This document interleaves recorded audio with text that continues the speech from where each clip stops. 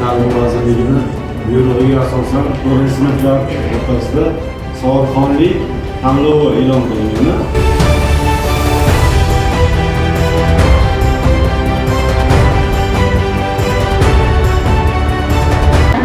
Nima ekan Perlis? Kim aytadi?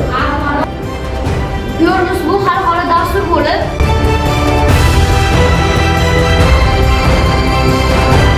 xalqaro baholash biz O'zbekiston nufuzi uchun kurashamiz.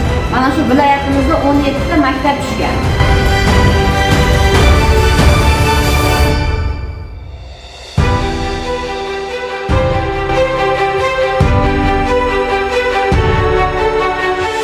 Astoydil, harakat qilishimiz kerak ekan, bilimimiz bilan.